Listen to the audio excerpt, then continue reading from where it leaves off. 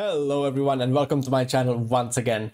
So the new season is here, season 3. Well, not yet, it's here on Tuesday, but you know, like ever since we got the campfire chat, and even better, ever since we got the patch notes, I've been theory crafting new builds for season 3, and specifically the Rend Dream for Barbarian. It's a build that I've been trying to make work and be really strong ever since I rerolled to Barbarian, because I always loved like bleed kind of rogue, right? But there is no bleed rogue in Diablo 4, so I kind of made my own. Even though it's a Barbarian, I am super excited to play it, even though everybody laughed at me at first with all the changes we are getting right now.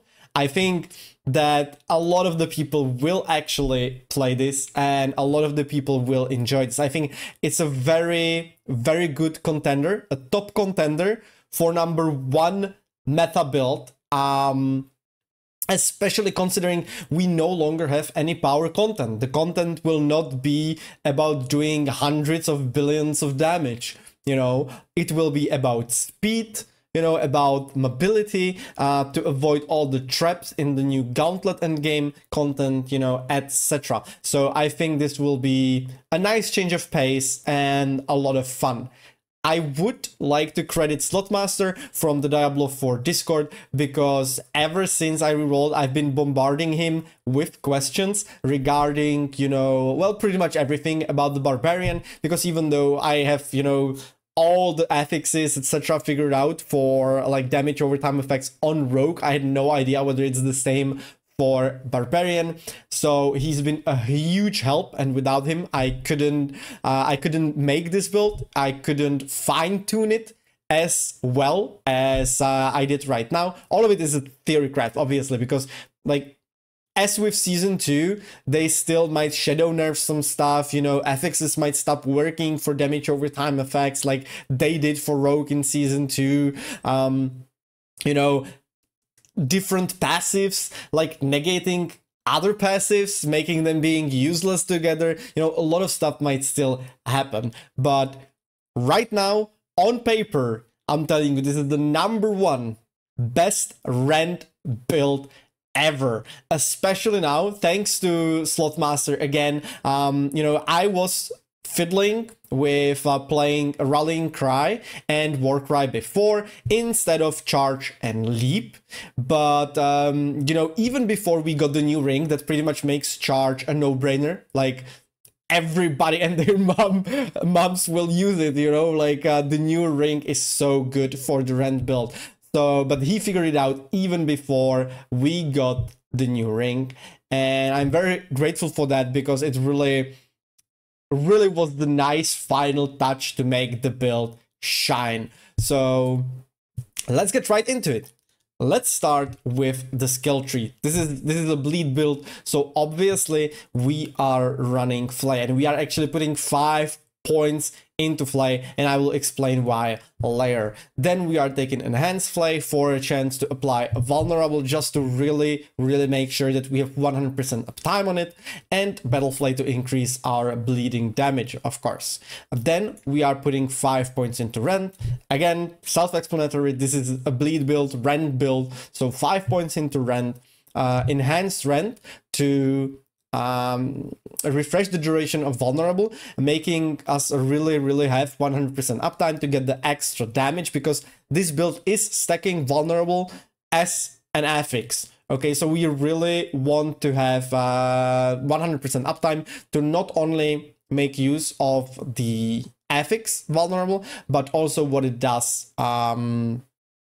you know, for us in terms of the 20% multiplicative increase, you know, not just for the additive, but also to have the 20% multiplicative damage increase. And we are stacking Vulnerable to work with our Hemorrhage. Then we are taking Violent Rend, which increases our Rend damage by 12% against vulnerable enemies. Another reason why we really want 100% uptime.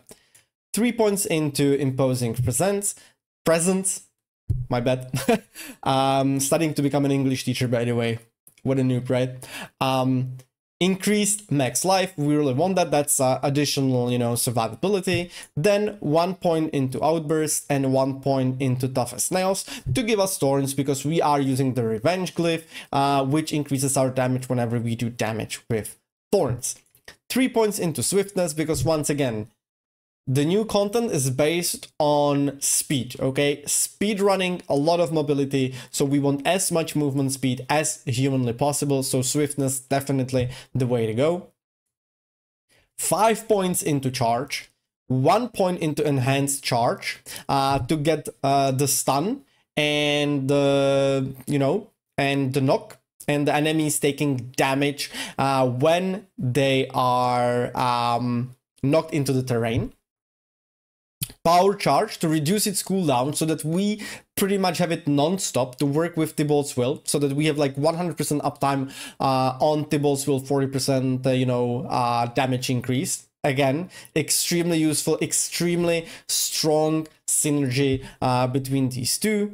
Then 3 points into aggressive resistance for extra DR, 3 points in battle fervor to have 100% uptime on berserking as well, 3 points into prolific fury because we are using Ramaldini here, so we are gonna be draining, you know, like extra fury apart from using our spender, our Rend. So having a good amount of fury generation is very useful, not to mention Seelic. Like this build, eventually, when we get the Uber, will be using Seelic as well. And Seelic is getting buffed in Season 3 as well. So it's going to be extremely helpful and pretty much make us immortal. Like absolutely, absolutely immortal. Then I decided to go with 5 points into leap and enhanced leap because, yeah, once again, mobility, we want to be like zoom, zoom, zoom, zoom, zoom, zoom, zoom, you know, around the map to avoid the traps and to do all of the like objectives within the map, within the instance as fast as possible. So this is my choice, but you can always go with just 1 point in leap, and these 4 points you can use in, you can put like 1 point in slaying strike for extra damage and 3 points in duelist for extra attack speed. We are gonna be using one-handed weapons for all of our skills because once again using Romaldinis, so we want to boost all of our skills damage, you know. So these are like 4 flex points. Even the leap pretty much is a flex point. You can use something else. You can, for example, go with Steel Grasp to gather up enemies, you know, way easier, to really hit all of them with charge. Also, it helps us with the vulnerable uptime. But yeah, for that I will need, you know, some testing, and I think this is like a point that's based pretty much on preference. So we'll see how this goes. For now, 5 points into leap to reduce its cooldown as much as possible, combined with enhanced leap and cooldown reduction on Harlequin Crest, you know, for some zoom, zoom, zoom. So let's continue. 3 points into Pit Fighter, you know, increase damage, increase DR, like that's all we can ask for. Rupture, enhanced rupture, and then Warrior's Rupture. Warrior's Rupture for the attack speed, because we are not using accelerating, you know, we are not using rapid aspect, we are using, you know, and we don't even know whether the new gloves that we are going to be using will have attack speed on them. So attack speed from Rupture is very, very important to have. And like, of course, the enhanced Rupture, creating an insane explosion, which again synergizes with all of the new items and aspects that we are getting, is gonna be absolutely bonkers. 1 point into hamstring to get into cut to the bone, to once again, you know, you can see the synergy, right? Like everything is vulnerable. When everything is vulnerable, we do more bleeding, we just do more damage, you know, with all of our, you know, passives, etc. So 3 points into cut to the bone, and then of course all the points into breath of the berserker, you know, prime rev of the berserker and supreme rev of the berserker. We are using unconstrained because it got buffed again, well, not again, but as well in season 3, making it go to 100%. you know, from 60% to 100% increase to the damage bonus when berserking, which is like they're just so good. Everything, absolutely everything plays, you know, into our hands. Like everything is in favor of playing Rend, baby. Now, to look at the Paragon board, starters board. Sorry, my mouse is kind of, yeah, the wheel is like buggy or something, so I go up and down. Anyway, starters board, we are using exploit. We are actually maxing out on the exploit here. We are not taking the armor nodes because if the new aspect Juggernaut really does give us 75 to 125% increased armor at all times without having to use, you know, any kind of stacking, then that's insane. We're just gonna be armor capped at all times, so we don't need any more armor here. But again, we'll have to wait and see how it actually works. But for now, maxing out on exploit in the first board. Then we go up. We are using Warbringer. Thanks to Romaldinis, you know, because it increases the damage we do based on the Fury we have. So we are going for Warbringer, maxing out on the extra Fury, and using Territorial, because like we are not playing Warbringer the legendary node, okay? Because it's not gonna be, and like it already is not easy to keep Fortify as a Rend build without the unbridled rage. So definitely like avoiding that, because it's like it would not be worth it, you know. We would have to use the new companion to give us Fortify, etc. And I simply don't think it's worth it. So instead I went with Territorial to make up for the damage reduction loss, and also give us some extra damage, you know, additive affix damage to close enemies, which is always good. We are pretty much always in close combat. Then we are going for Carnage. Pretty much our best board, you know, it gives us so much damage while berserking, which is something that we are, you know, maxing out. Like we get it everywhere that we can, like literally all of the nodes with damage while berserking, we are taking them and using the, how do I even read this? Ambidextrous glyph, because yeah, all of our skills, we are using one-handed weapons, so we will always have 8% multiplicatively increased damage, and it also increases the magic nodes for the damage while berserking and DR from close enemies here. So yeah, again, everything we could ever ask for. Here we are going for, you know, another damage while berserking nodes. Like as I said, we are taking all of them that we can. Then we go up, and we are finally getting to the point why vulnerable is so good for this build. We are taking, you know, some extra DR nodes here to again make up for the loss of Fortify, and using Disembowel Glyph. Disembowel Glyph not only increases our damage over time effects, the damage of it, but it also gives us a chance, 10% chance, to reduce the cooldowns of all of our abilities apart from ultimate abilities by 1 second. And, you know, fighting a lot of enemies, this actually procs quite a lot. And, you know, it's not like super good, as in it's not like, you know, you fight an enemies of 10 and you always have 0 cooldown on everything, but it does reduce it enough to make it a very, very strong and probably the best pick here. Going through, you know, another nodes, like other nodes with physical damage over time increase, damage to bleeding enemies increase, all the way up to Hemorrhage. Hemorrhage turns all of our additive vulnerable damage affix into multiplicative damage increase, going for 53% increased damage of our bleeds. So yeah, absolutely insane, because we combine this, and that's the reason why we are of course stacking the damage while berserking with Blood Rage legendary node, giving us another 91%.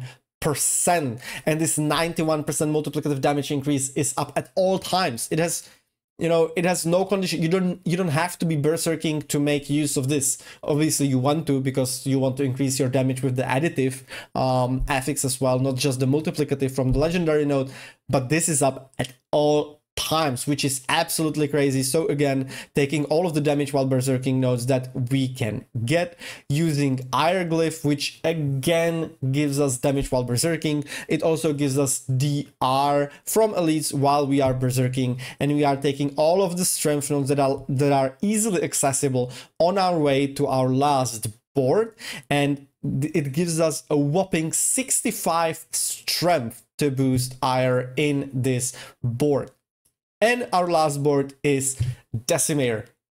Why Decimator? Well, again, vulnerable damage, baby. Super easy to get some extra vulnerable damage on this board, to get some extra DR from vulnerable enemies, which, yeah, they are gonna be vulnerable pretty much at all times. So extremely valuable.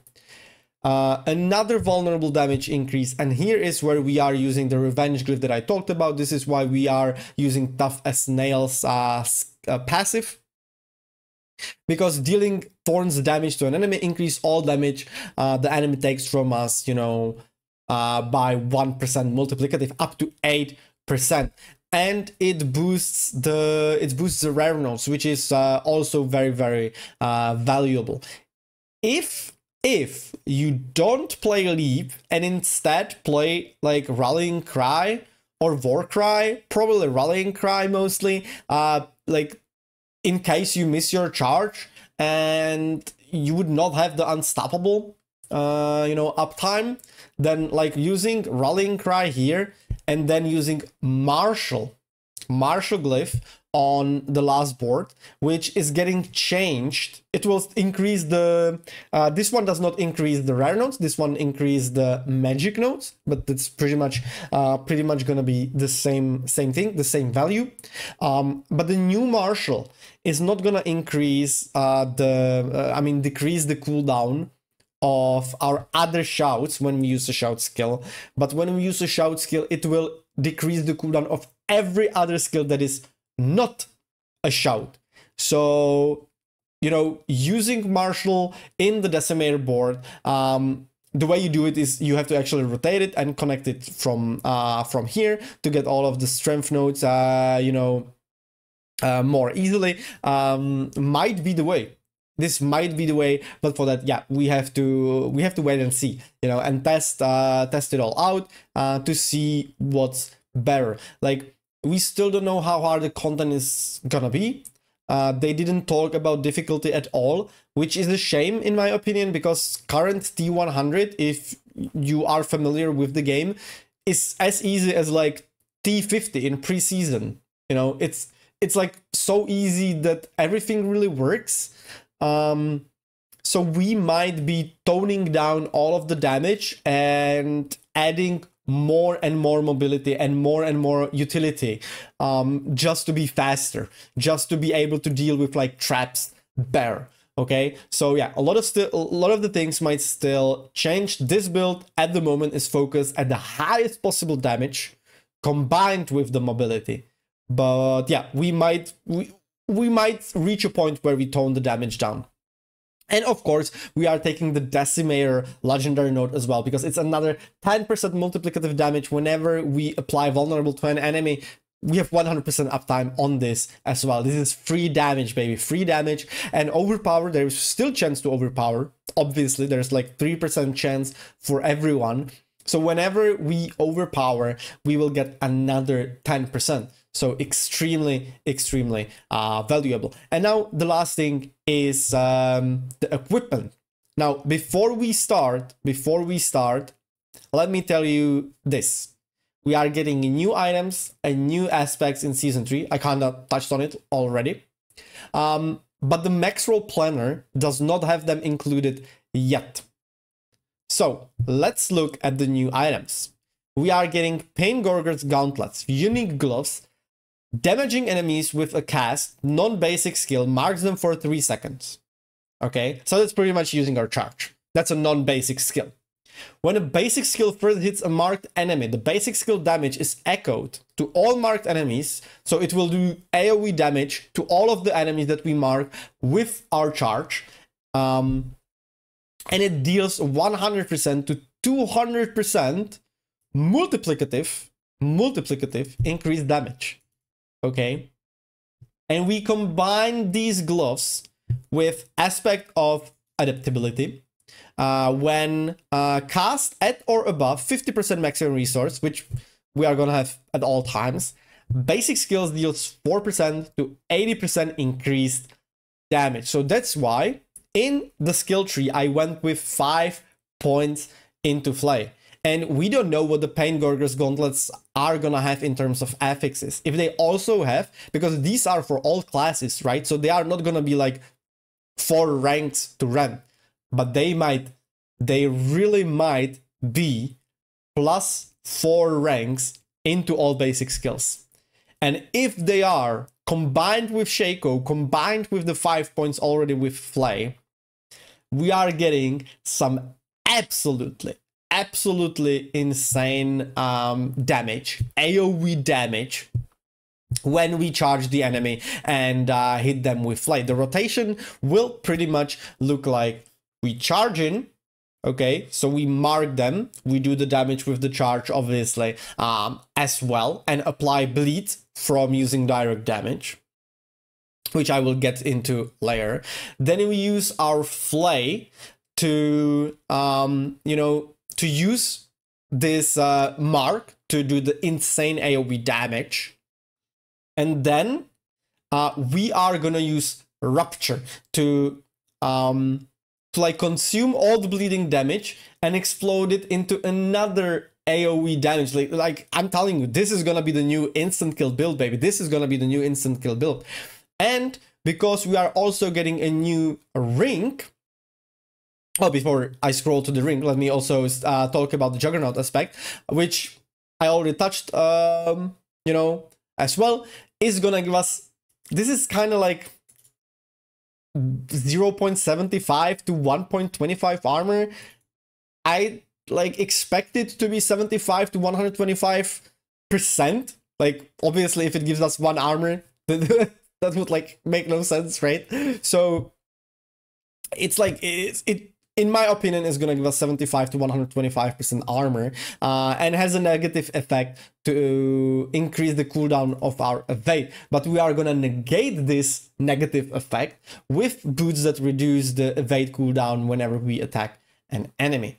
And the last item that was added and that we are gonna be using, and also the reason why I'm talking about this is that, yeah, the max roll planner does not have it yet, so just like imagine it is there instead of the items that are listed at this point. I will obviously update it as soon as the max roll builder has those items, but for now just imagine they're there. Okay, and now let's look for Barbarian. New items.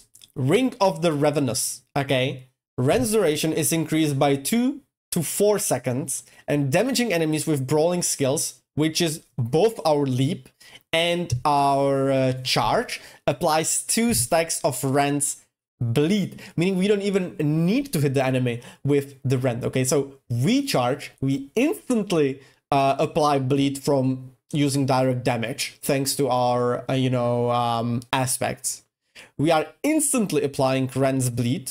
We use the Flay to apply another bleed, increase the bleeding damage, do the explosions with the new, it's like absolutely insane. Like I am so excited. Like I wanted to make bleed build work, and Blizzard just decided to boost everything you can ever boost around the build. Like they it's like they listened to me. They like, there you go, Luna, enjoy. So I'm like, I'm so excited about Bleed Barbarian in season 3. Like I'm 100%, that's 100% what I'm playing. Like even though if it's not like meta S plus, I am playing this. I am playing this build.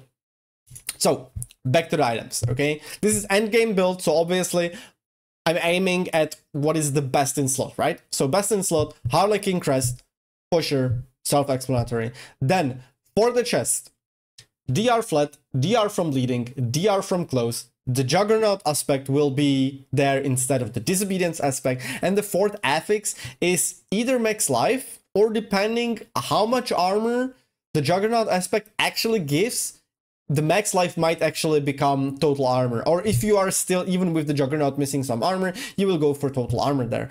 We are already immortal because this build is using Selic. So yeah. Then for the gloves, not using gores, we are using the new ones, but we don't know the affixes there apart from the unique effect. For our pants, Thibault's Will, like the best pants in the game. They give us everything we might ever want and need. Max resource, damage, DR close, you know, and the multiplicative damage increase when we are unstoppable and 4 seconds after becoming unstoppable, meaning we will have 100% uptime on those. Now, for the boots, as I already said, attacks reduce evades cooldown by 1.2 seconds. That's how we negate the negative effect of Juggernaut. Triple resistance, shadow, poison, lightning, movement speed. Of course, movement speed, like that's what we always use. Again, DR injured, we have Selic, we are immortal, not needed. And here we are not using Ghostwalker, but the new adaptability aspect, okay, that increases the damage of our basic skills.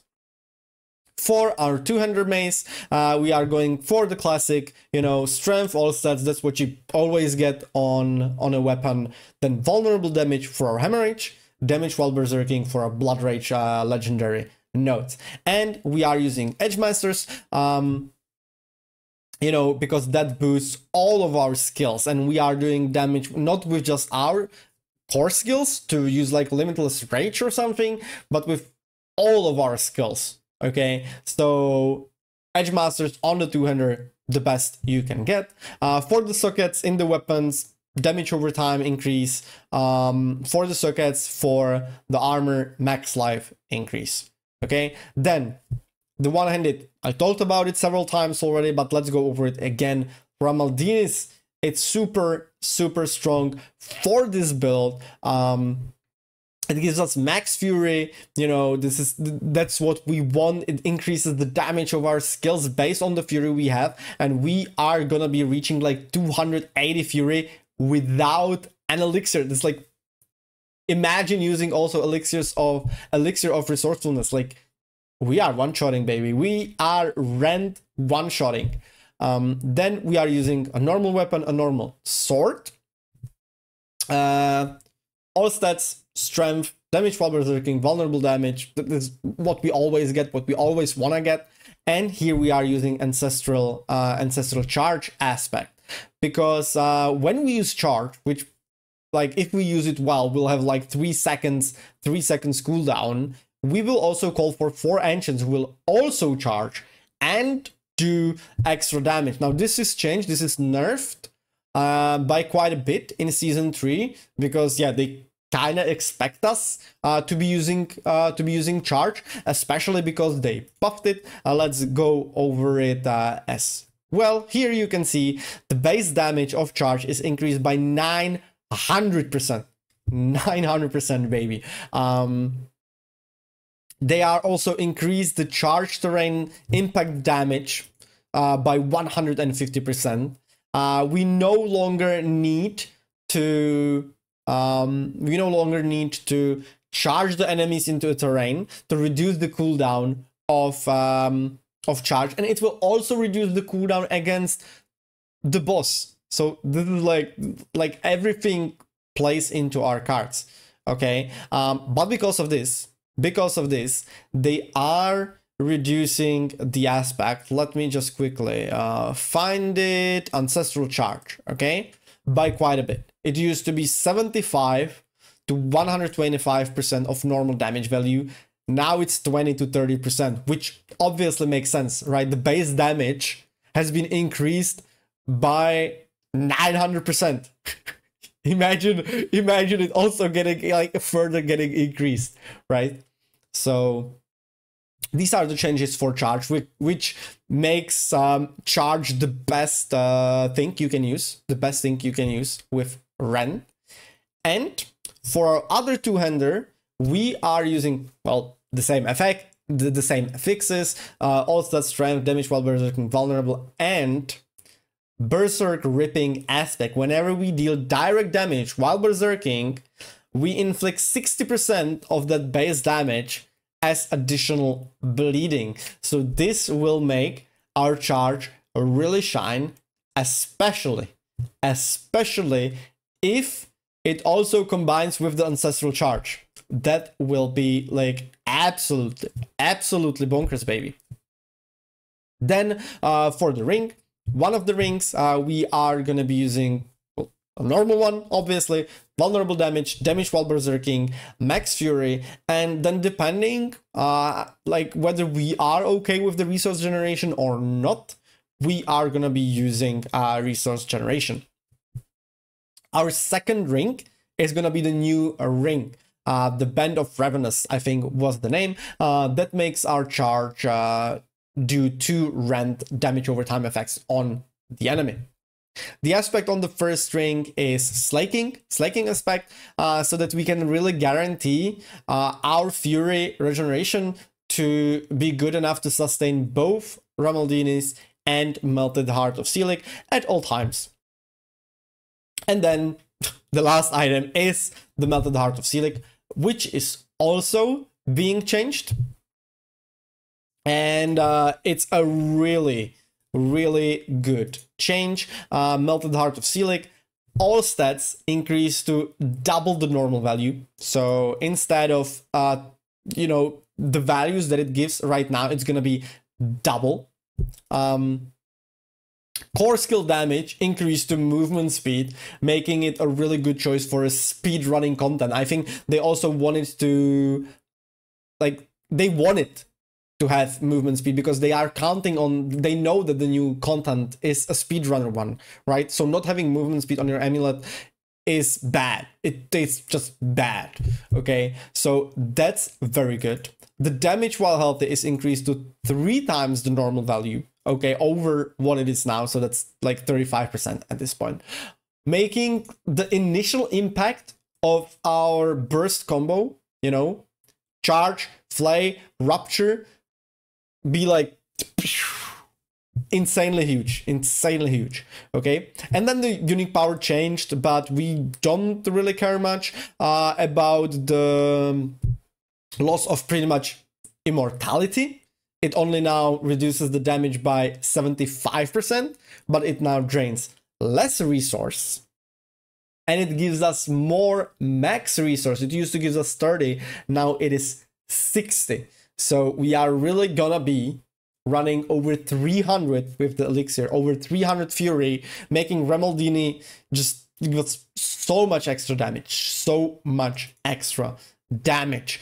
And we are using double cold gem to, you know, reach all of the resistances. Why is it moving? Okay, to reach all of the resistances to 70%. And in one of the jewelry sockets, we are using fire resist. We have to kind of wait and see what the new rings resist is, whether it's like fire, poison, shadow. That might kind of force us into changing things a little bit. But yeah, for that we have to wait and see. For now, we are capping on resistances with the Juggernaut. We are capping on armor, so we are pretty much immortal. We have insane amounts of strength, and strength boosts the damage of our rupture. As you can see, for every 50 strength that we have, it's another 10% damage for the rupture explosion. So yeah, like, I know this will sound cocky, but I think I outdone myself. I think this is it. This is like if no shadow nerfs are coming, you know, like some small, like, slight changes might happen to the build, but I think this is it. This like, at this point, I have no idea what I could min-max further. Like, I am so excited to play this. And I hope you are as well, because I love the option to have a variety of builds that we can play, while in Season 2 it was just Hoda. If you wanted to push Avatar of Zir, you played Hoda. So I'm really glad that, you know, a lot of the builds are emerging, a lot of the people are testing, you know, even like only full basic builds with no core skills, you know, etc. I'm super excited. I am super excited. I also have a build planner for Rogue, you know, with all the changes that Rogue is getting. But this season, I am definitely starting out as Barbarian and make Rogue my alt instead of being it the other way around. So thanks for watching. See you in the next one.